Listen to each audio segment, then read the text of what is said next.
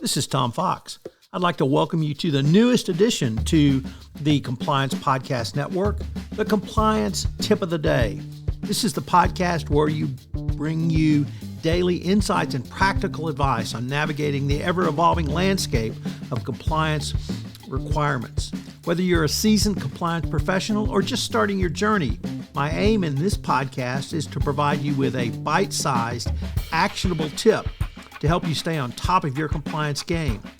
Join us as we explore the latest trends from the Department of Justice, share some best practices, demystify complex compliance issues to help keep your organization doing business ethically and in compliance, and at the end of the day, more profitably. Tune in daily for your dose of compliance wisdom. Let's make compliance a little less daunting, one tip at a time. Now a word from the sponsor of the Compliance Podcast Network, Ethico. In compliance, the value of anonymous reporting is undeniable. But with Ethico, anonymity doesn't mean a loss of connection. Our blinded, two-way communication fosters an environment of trust and confidentiality, encouraging open and honest dialogue. It's not just about receiving reports. It's about understanding the story behind each one, creating a culture of integrity and respect. Transform your approach to anonymous reporting with Ethico. Begin your journey at ethico.com/CPN, where you can book a demo, access an exclusive white paper by Tom Fox titled The ROI of Compliance, and utilize our free ROI calculator. In today's compliance tip of the day, we look at whether or not your actions should be direct or indirect. In the direct camp, you can provide information about human rights abuses. You can decide to whom provide financial aid in the fight against human rights abuses, and businesses can engage in certain activities or decline to participate in commercial activities. In indirect tactics, you can work to strengthen or otherwise support NGOs or other similar organizations fighting human rights abuses. Businesses can sign up for international initiatives such as the UN Compact or the Global Fund to End Modern Slavery. Organizations can develop solely or in conjunction with others new standards that supplement existing laws.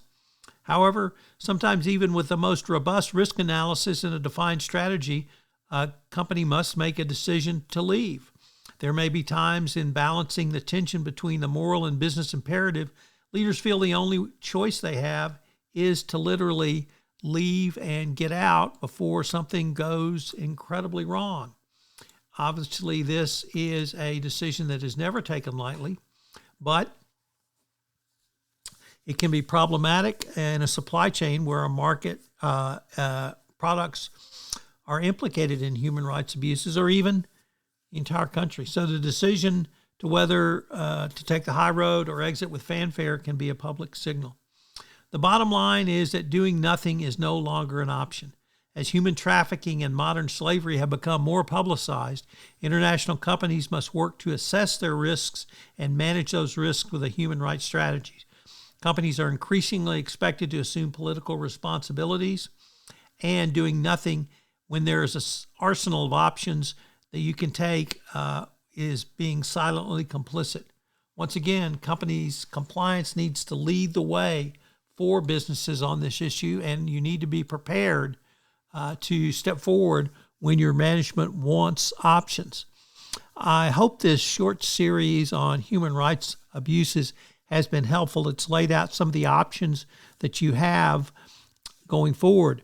Always remember that there are a plethora of laws which require you to not do business with those countries or those regions or those governments that are engaging in human rights abuses, but that the marketplace is going to be a much bigger sanction on you than any fine or penalty going forward. So have a strategy in place and ready to go.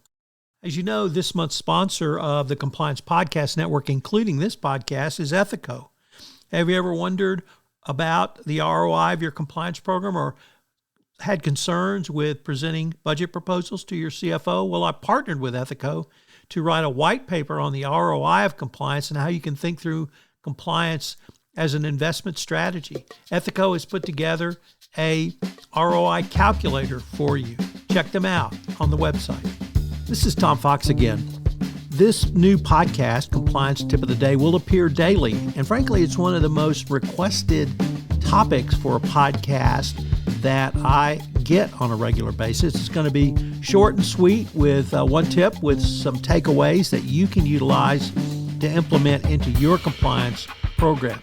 If you've got a question that you would like a tip on, please submit them through our website, and we will use them in an upcoming episode. The Compliance Tip of the Day is a production of the award-winning Compliance Podcast Network.